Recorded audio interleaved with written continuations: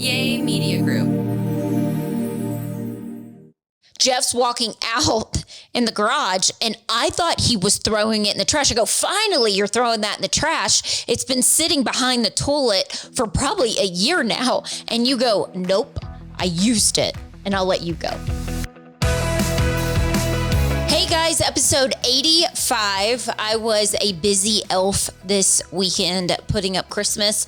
I normally say it takes me 10 hours to put up all the Christmas. It took me 2 days. It took me Friday and Saturday. I think I would have got a lot more done, but Lawson had football, and then Jeff was coaching Layton's football team. So I had to take Lawson. And you know, when you're in a groove, I hate stopping. I just want to keep going. But me and Lawson did stop. I got a coffee. Lawson got a drink. Starbucks, they get like those refresher drinks. And we got, we jammed to Christmas music on the way. Some people are like, that's ridiculous. It's too early. You're skipping Thanksgiving. We totally don't skip Thanksgiving. I leave up some things that say thankful, grateful, all that in the dining area because that's where we sit and eat for Thanksgiving. But for the most part, and I've already shared this, it kind of started a tradition when we were dating. And so I just keep it going. If you have been a long time follower of ours and followed us back when Jeff and Jordan TV started. This is the tree that was at our old apartment in Santa Monica. It looks nice from the camera that I can see. It's like our little Charlie Brown tree. And compared to our other trees upstairs, so I have 3 trees up, those are like so heavy and hard to put together. And then when I did this one, I was like, this is a piece of cake. Yeah. It's so easy. But I can't even, thinking back Santa Monica days, this tree we were in this tiny, tiny little apartment, and this tree was in our closet, and we only just had a couple Christmas decorations that I got at, what was it? Pier 1? Wasn't it Pier 1? A store? Target? No, it was Pier 1.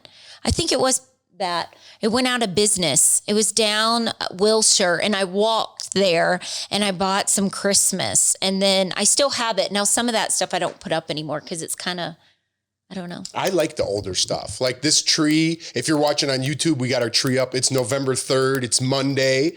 The election's tomorrow. Even though you're listening right now, it's Wednesday. The election is supposedly over. We don't know how long it's going to take to count the votes. We'll see. But we figured, why not put up our Christmas tree when everyone else, well, half the country's going to be depressed.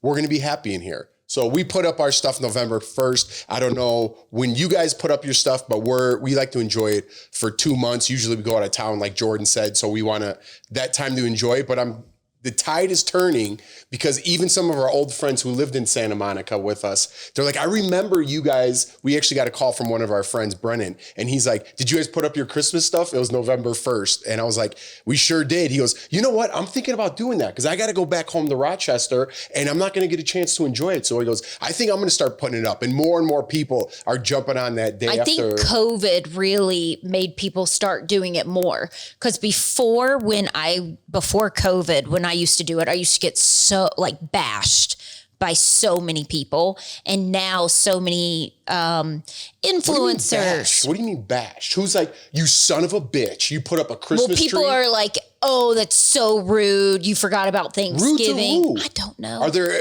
ancestors pilgrims? Relax. Let us do what we want to do. I don't know, but I don't really get it anymore. Other people are all about it. And I went to go buy, I said on the last episode that I was going to buy this sign that was a countdown to Christmas that you put outside in your yard. It's so cute. I went to buy it while my dad was here because they didn't have any in store. And the guy's like, oh yeah, we got some online, get it. I go, all sold out. So then I typed in my dad's zip code in North Carolina, and they have them in North Carolina. They're just sold out over here. Because I was like, how can I buy this in North Carolina and get it shipped to me over here? And then I was like, my dad, he won't want to pay shipping for that because it's big. And then I almost bought a 12-foot Santa, but then I came home and I read the reviews, and it was 3 stars. It was cheap. And so I was like, oh, I'm not going to get that. Yeah, usually you bought it early, but I like to get something when Christmas is over, because usually everything's on sale. So that's when you pick up like an extra thing for like outdoors, because it's usually like half price. But you went ahead and just jumped on that giant snowman. It was at Sam's Club. It's always a deal. I did notice, because the boys wanted Christmas trees in their room. I did notice, like at Michael's, it was ridiculous. Pretty much a lot of places I went to, the cost of trees, fake trees. One, I looked for Lawson and Layton's room. It's like $200. I was like, what? And I don't know. I was like, trees now, they inflated. There's a high inflation. Cost. I thought you meant inflated. Yeah. No, I mean like inflation. Yeah. There's a cost now on those. Because now it's like I saw trees where you just like, they put it in this tight box and you just press a button and it like raises up and it has all the lights on it. There's like That's awesome. No work to do. Like these are kind of older school trees. So I think we paid $89 for this tree, like back in the day. Yeah. And our trees upstairs one's from Costco. The big one. Yeah, but if you're watching on YouTube and you didn't know, this is all of our old furniture from our first apartment together. So it's fitting. Not this couch. This couch is from, remember we had to get rid of it because the cushions were slanted with everything. Oh, that's right. This is from our first apartment here in Colorado. Yes. His, thanks Mary, Jeff's mom bought it. That's right. From Costco. But that recliner is from LA. Yeah. That's from LA. And then our trees from LA. And then a lot of this stuff is it's just our old apartment. So I like sentimental old things. Jordan likes to throw everything away and not remember the past and don't look forward to the future. I saved that. I put that up. One thing I did notice. I had to fight for that tree. One of those with the box in this box, I saved when we lived in California. We would get Christmas cards from your friends who had little kids that were our kids' age now. And now they're going on, they're either in college or they're about to graduate high school. And when I opened it, it was one, your buddy Melendez, his son was holding his sister and she was just a little baby. And now he's about to graduate high school. Yeah. And so I did save all those. Well, look at you. Saying The Tin Man does have a heart. I do. I do.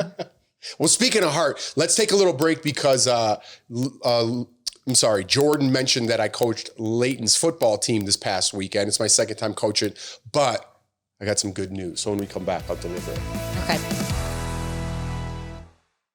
So as we talked about, I ditched all my other supplements for AG1 a year ago, and I don't plan on stopping this new year. AG1 especially helps me during this holiday season when I'm traveling and I need an easy way to support my health. Those AG1 travel packets save me when I'm on the road. And they just sent us a new product with omega-3s too. Oh, I'm so excited to try that. And my dad was just here visiting and he's like, I forgot my AG1 travel packs. So he came here and was using our AG1 and he's obsessed. He's on the AG1 train.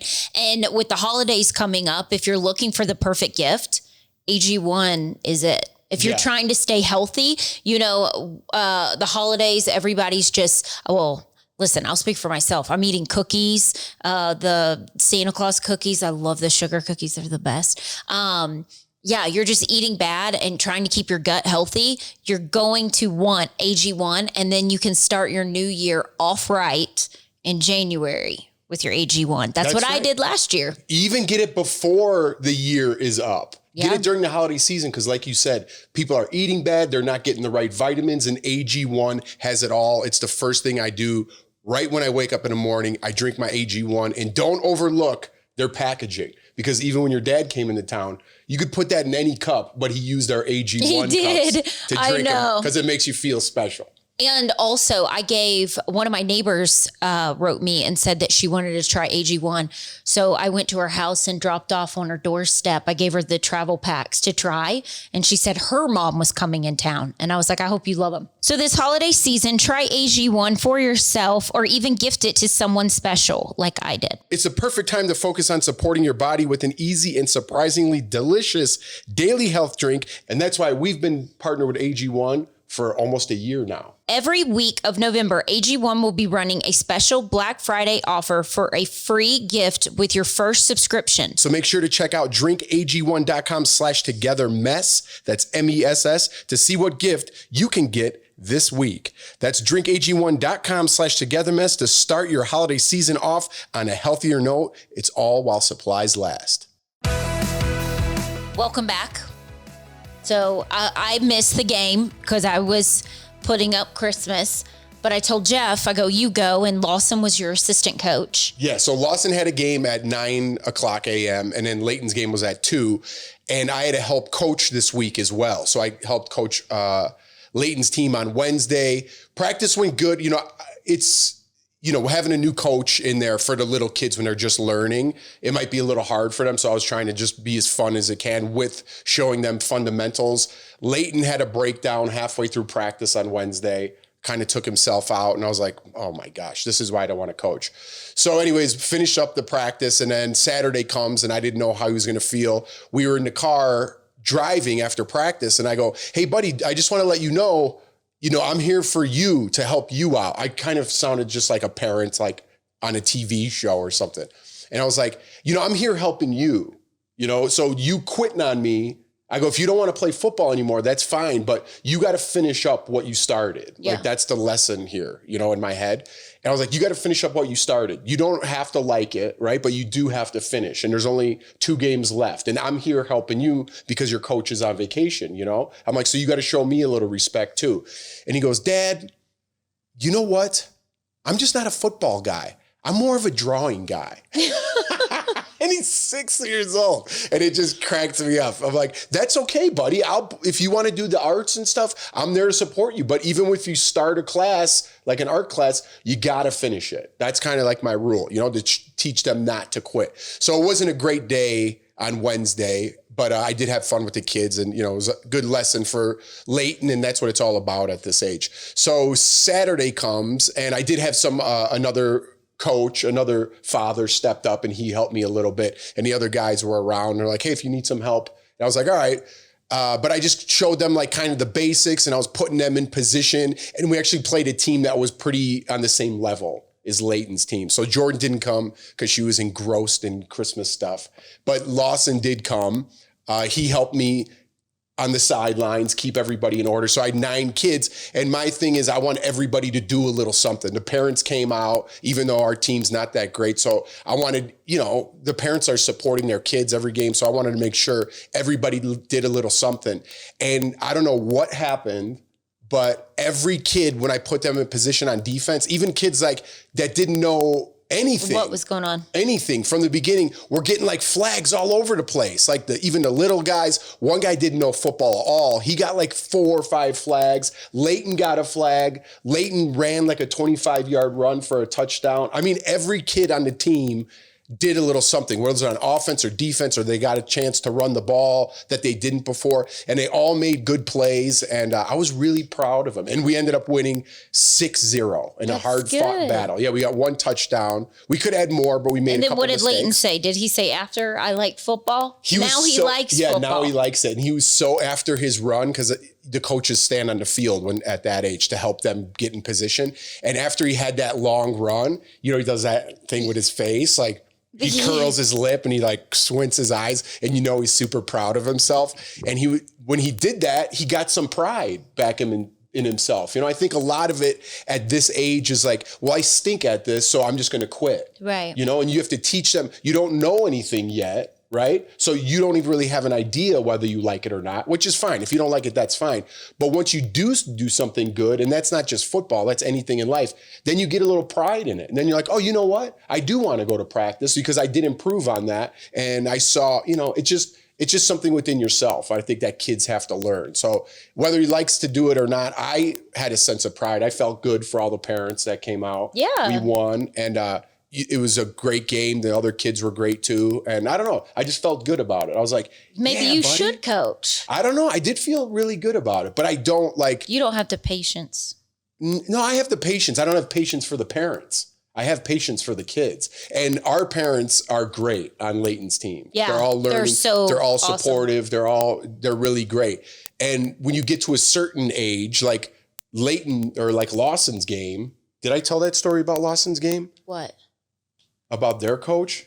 I mean, just 2 years older, and things get a lot different and snappier, and the coaches are a little bit more aggressive. Wait, the game parents that I are was more at, aggressive. or was this something new? Yeah, last week at Lawson's game. Yeah, I was there. Did we tell that story? I don't think so. Well, I don't want to blow anybody up, but the coach was super, super rude. And I talk about like, I don't mean to keep talking about football, but this is the reason why I don't want to coach. Lawson's team, so the 8-year-old team was playing a different team. And again, this is just one person, but it's one reason why I don't want to coach. The other coach on the other team, long story short, it was a great game. Lawson's team was losing 12-0. Then it was the second half. They scored another one and got to 2 points. So it's like 21-0 at this point, going into what would be like the fourth quarter. They only do halves. We finally got one. We punched one in. So it was 7-21. And we tried to stop them. So we were calling timeouts, and you could only get one first down in like little flag football leagues, So it was third down. If we stopped them, we would have got the ball back and they would have punted. But they ended up throwing a bomb, getting the ball back, getting the first down. And it was 21-7 with like 10 seconds left. So they run a play, and then they call timeout with like 6 seconds left, whatever it was. Maybe there was 20 seconds left. So now there's 6 seconds left on the clock. It's their ball. They're like 10 yards from the goal line. They could just call the game. It's 21-7. There's no chance for us to win. And the other team's coach calls it timeout. Yeah. And even the ref is like, dude, what are you doing? Why'd you call timeout? He goes, this is where you show them lessons in life. Something like that. I forgot his exact quote, because I was like, what's he doing? And our coach is really great coach. Lawson. He's all about everybody's going to play. It's not about winning. He wants them to learn the game. I think his cousin played in the NFL. He played college football. Like, he's got the right mindset with teaching the kids. Yeah, he's great. He's great. And he was pretty calm guy. And very calm. He got upset because it's 21-7. There's no chance to win with 6 seconds left. And you call timeout with 8-year-olds, and then to add insult to injury, they punched one in. They scored again. So it was 28-7 to be the final play of the game. And I was pissed off, because if I was a coach, I would have really, I have a problem with my anger as it is. But if that was my team, I mean, I don't know. I get too worked up about it. I wouldn't have liked that. And then our team takes a team picture in front, because Jordan's dad was in town, and our team took a team picture with all their friends, and they're like, good game, everybody, while the coach is still yelling at our coach. There's more to the story, but that's that. And we take a picture, and Jordan's dad goes, look at his picture. And one of the kids, while we were taking a picture, puts up a loser sign. It's the coach's son. The coach, well, that explains a lot. Puts up a loser sign in the picture that I have. I'm not going to show you guys, but I have it on my phone. So last week when I was going to the Leighton's game, I couldn't stop thinking about it. My blood was like boiling. I'm like, these kids are 8 years old, and this is what you're teaching them? You punch one in at the end of the game, and then whoever's son is doing a loser sign behind our team when we're just taking a team picture. It's like, that's why I don't want to do things, because I don't know. Other people, I don't know. They just drive me crazy. And the parents, they're 8 years old and they're 6 years old. And this is where they learn lessons about winning and losing, and you could get better and things like that. And it's not about calling a timeout so your kid could punch one in and then being a bad sport and a bad winner at the end. Those are exactly the lessons you learn at this age. So I don't know. That got me going a little bit. And our coach was fired up, and I don't know. Yeah, I think it happens a lot, and you just have to walk away. That's what I do. But then if you react, you can't react to his reaction in today's day and age. Like in the old days, that dude might have got a punch in the face over by the concession stand. You know what I mean? This day and age, he's the asshole, but then he makes you react to his reactions, and all of a sudden he's the victim of this circumstance which he created. That's today's world, not just with coaches. People want to push and push and push. And then when you do something because of your reaction, they push you too far. Then all of a sudden they play the victim card, and they're like, I can't believe this guy's aggression and did that and did this. There are no more lessons to be learned anymore. If somebody's being an asshole and you react to that in some sort of way, then all of a sudden you have a lawsuit. You know, it's like, it's not worth it. Where are we teaching our kids lessons in life to correct them the right way? Instead of saying, hey, you're picking on my kid, or you're being unfair to my kid, or whatever other excuses victims have. That's what we're teaching our kids today. Not to keep going and don't quit, and sometimes you win and sometimes you lose. It's this victim mentality, and I don't like it. Yeah, I like we said before, I like Lawson's coach because when he came home, I was like, did you win? And he goes, no, we lost. I was like, it's okay. I was like, it's fine. I go, what did you do that was good at the game? And he's like, well, I got a couple of these flags. I got this. And I was like, see, that's awesome. I was like, you participated, you tried hard. You're not going to win every game. No, and that's exactly what I tell Lawson. I'm like, hey, buddy, you had that tip pass. You almost got an interception. You got a bunch of flags. You know, you had a great run. And then I teach him, hey, if you're a little bit more in this position next time, then you're going to be, you know, I just teach him little tips, but I congratulate him on what he did. It's not about the outcome of the game so much as opposed to, if he wants to get better, me trying to help him to get a little better and treat everybody with respect and sportsmanship. Exactly. Yeah. And Lawson still always wants to do good. Okay, we're going to take a break and then settle down. Jeff has a poop in the box story. I do actually. All right. We'll follow up. This was from a previous episode. All right. Welcome back. I don't even know what episode, months and months ago, we talk about colonoscopy and how you're scared to do a colonoscopy. I'm not scared. You said they were going to play butt puppets with you when they were asleep. I did and say you were that. like, that's why you didn't want to be put to sleep. What if you were laying there like, look at my butthole and you're awake? Well, that's so what weird. I mean. I don't want them like using my butt as like a puppet, being like, what's up? You know, like, that's what I would do. I'd be cracking jokes in there. So his other option is to poop in a box. Isn't there some Saturday Night Live skit or like Justin Timberlake and but that's something one else of them sing? I thought it was a poop in the box. No, so I'll let Jeff share his story. But do you know what it was? No, I want to wait. What are you talking about? Do you know what they're singing about? Yes. Yes. Okay. Yes. Because we're not talking about that. No, that's classic. So I pull up and Jeff has the box. Hold on. Hang on. No, wait. Let me tell, because this whole thing was traumatic for me. Yeah, but I have to set it up because I thought you were Jeff. I'm pulled up. Jeff's walking out in the garage and I thought he was throwing it in the trash. I go, finally, you're throwing that in the trash. It's been sitting behind the toilet for probably a year now. And you go, nope. I used it, and I'll let you go. Okay, so I finally, you know, while I'm doing things every day, you know, I'm still looking for work and things like that. So I kind of make like a checklist, like to do, and there's things on my mind, like I gotta poop in that box and send it off. You know, it's like a medical thing, and at like 45, you're supposed to get tested. And on a serious note, it's the most preventable cancer for men.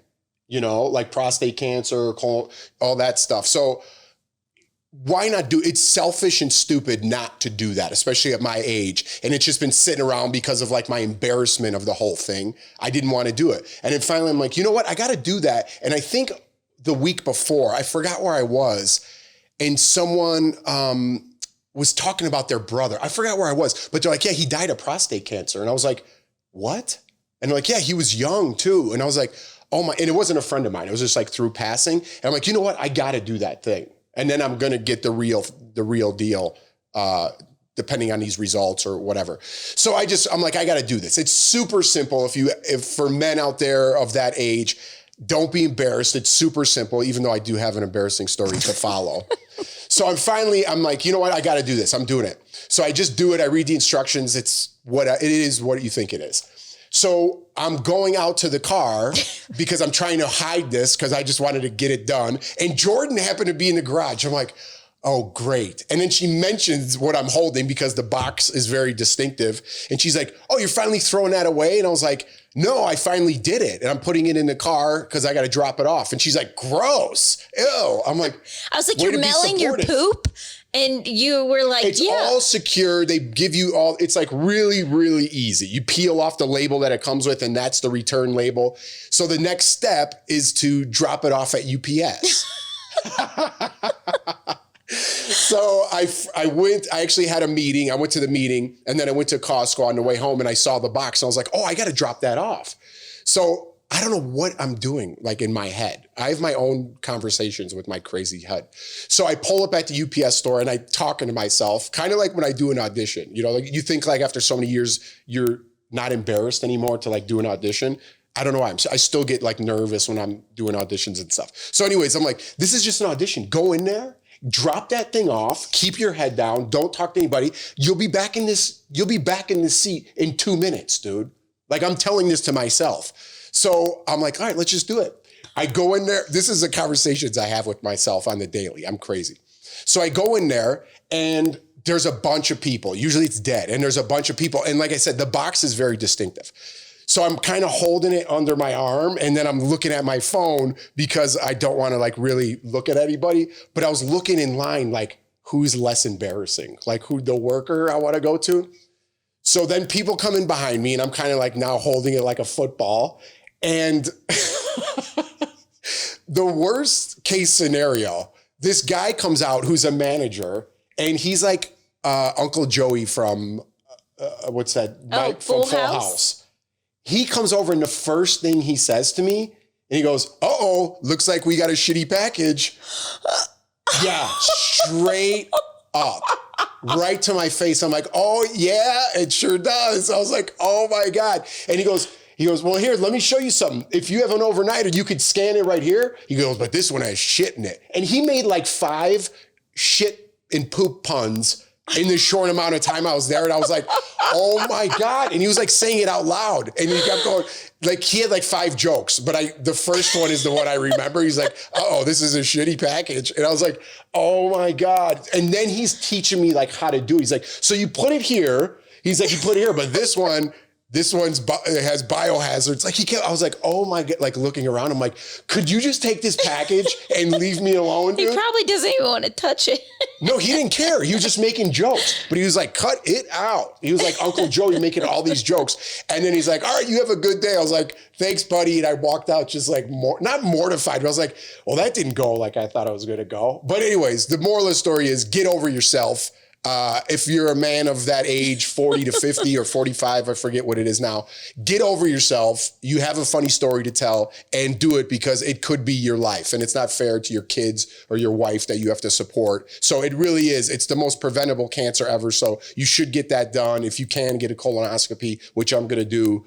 Make it a fun event. Make it fun to do. I know like Tom Hanks, Martin Short, Steve Martin, I think there's another guy. They get together like every year and they make it like an event to go get colonoscopies and get checked. But they have drinks and margaritas, and they're all comedians, so they all do it together and have funny jokes. Oh yeah, that is funny. I saw, what's that guy from Will and Grace? He has a podcast with. Oh, I know who you're talking about, but I don't know his name. Oh, what's his name? My mom loved that show. Yeah, he's on a podcast now with Jason Bateman and those. He is? Yeah. Oh. They're all good friends. Anyways, the moral of the story is he was telling that too and giving people, he's like, you got to get a colonoscopy. So his joke was right before they gave him the medicine to go to sleep, and he's laying on the bed and he goes, don't look at my butthole.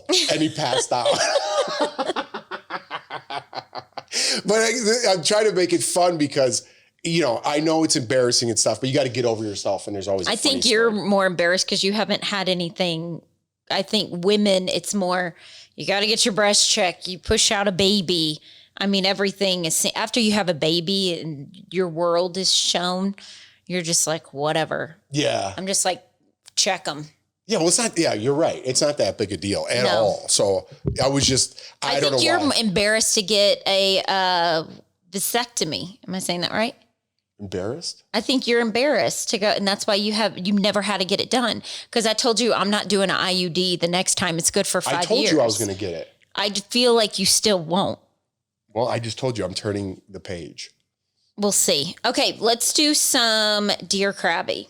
Oh, okay. Thank you for writing in. By the way, go to togethernestpod@gmail.com if you want your question read on the air or the advice that you want us to give you on the air. Go to togethernestpod@gmail.com and we'll hopefully read it on the air one day. And quickly before we start, Sean Hayes, it's called Smartless Podcast. It's Sean Hayes, Jason Bateman, and Will Arnett. Good podcast if you're looking for one. Jason Bateman, I always think of Zootopia. And he's the fox. Yeah. Yeah. Okay. All right, let's hit it. This is from Bethany. Hey, Jeff and Jordan. This might be a weird one, but I love this game. Kiss, Marry, Kick to the Curb Holiday Edition. Christmas, Halloween, Thanksgiving, a Christmas story. Okay, we're going to do this. Kiss, Marry, Kicked. Okay, I guess Kiss, Marry, Kick. Do you know the real name of Christmas, Halloween, or Thanksgiving. Do you know the real name of this Kiss, game? Marry, Kill. I think it's Kiss, Marry, Kill. No, it's something else. But okay. Okay, so we're gonna do Kiss one. Marry. We're doing a holiday clean version. Kiss, Marry, Kick to the Curb. I would kick Halloween to the curb, kiss Thanksgiving, and marry Christmas. I think I would too. Would you? Yeah, I think I would too. You love Halloween. I do like Halloween. I thought you were going to say kiss. I do like Thanksgiving because we never eat at the table like a family, and it's something I want to do more. And Thanksgiving's the one time you allow us to eat at the table. What? Yeah. I mean, if you guys want to, it's just in the dining room. I know, but we do that for Thanksgiving and Christmas. We all sit around the table and enjoy our company and thankful. Jeff cooks, and it's I eat too. I like to eat, so that's why I'm going to kiss Thanksgiving. Okay, now a Christmas story, Christmas Vacation, Home Alone. So a Christmas story, I would kick to the curb. Christmas Vacation, marry. Home Alone, kiss. Man, these are tough because the ones I don't want to kick Halloween to the curb, and I don't want to kick Christmas Story to the curb. But Vacation's one of my top ones. Elf is one of my top ones. What's the other one? You got to do the one that they picked. Okay, I guess I would kiss. Christmas Story, Christmas Vacation, Home Alone. I'd probably put Vacation. I'd probably marry Christmas Vacation. Me too. It's kiss, so funny. Home Alone and kick. You know what Christmas movie I love? Well, one, Elf is my favorite. And I love that. Is it the night before? What's that Scrooge one? The one with Jim Christmas Carrey? Carol. Yeah, I love that one. I don't know why. A Christmas Carol, if you haven't seen it with Jim Carrey, it's like the animation one. It's really good. I like that movie. Okay, so mashed potatoes, turkey, pumpkin pie. I would marry mashed potatoes, kiss pumpkin pie, and kick to the curb turkey. I'd probably marry pumpkin pie. I'd kiss turkey, and I'd kick the mashed potatoes. Mashed potatoes, if you got butter and salt, so good. You're eating everything else except the mashed potatoes. It's all the chives but the and turkey, bacon. like I've said this before, turkey I have to eat like Thanksgiving as it is. I can't reheat it. We've already discussed this because it stinks. But I like eating it when it's fresh out of the oven. And then you put gravy on top of it. By the way, it's Monday. We had a barbecue this weekend. And guess what's cooking upstairs? Chili, because I take all the leftovers and I just throw them in and I make chili, and that's what I eat all week. Yes. Okay, you'll like this one. And Buddy the Elf, Bernard the Elf, and Elf on the Shelf. So Leighton loves Elf on the Shelf, and that's just all I think about. So I would marry. Who's Bernard? Isn't that the dog? I think it's the elf's dog. Oh, yeah. Right. So I would marry Elf on the Shelf, kiss Bernard the Elf, and Buddy the Elf, I would kick to the curb. What? Yeah, I don't think it's funny. It's funny. My mom, we've talked about that. And my mom's like, this is the dumbest movie ever made. I just don't like it. I love Christmas Vacation. I love Home Alone, Polar Express. I think you subconsciously don't like Grinch. it because I like it.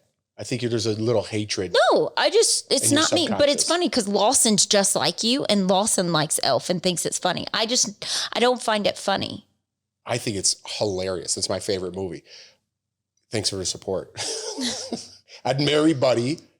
I'd kiss the elf guy, and I don't know his dog. Bernard, I think it's the dog. I'm pretty sure because it's I'm pretty sure I'm right. I could be wrong, but that was fun. Wait, someone wrote all those questions? Yeah. Wow, that was a great little game. Who was that again? What did I say? Bethany? Thank you, Bethany. That was fun. Hang on, let me double check the name. Game. I might be wrong because you know me, I'm always wrong. I'm going to play it with our Bethany. Kids. Yeah, that was fun. Yeah, and see what their answers are. They would love it. They get competitive and then they fight and cry. I keep looking at the screen here. I think I want 2 wreaths. One over here on that square and then one on the square behind you. I'm like, my mind's constantly going. But anyways, thank you guys for continuing to listen, download, subscribe, tag your friends. Keep sending in Dear Crabbies. And don't forget, we're doing a giveaway. November 20th. I can't wait. Mountain time. And hopefully we're lining up some good gifts right now. Oh, sorry. I was checking if that. I was even trying to think. I was just talking to Jeff about some gifts that I have here. A lot of my Big Brother stuff that I have from the show is in North Carolina, but I was trying to think of stuff I have here that's like actual Big Brother stuff from the house to give away to some of you viewers. So I'm trying to find something good that you all get really excited about, like a competition, but I don't have that much here. But I have stuff from reindeer games when I was there. And since it's the holidays, I got to go through and look to see what all I have. But I would love to give you guys something from the show. That'd be cool. Because you would, because a lot of you watch Big Brother. And it's all holiday stuff. Yeah. And it's all holiday. So I'd love to gift you guys that because I have enough stuff. Okay. Have a wonderful week and we will see you next time. Bye. Yay Media Group.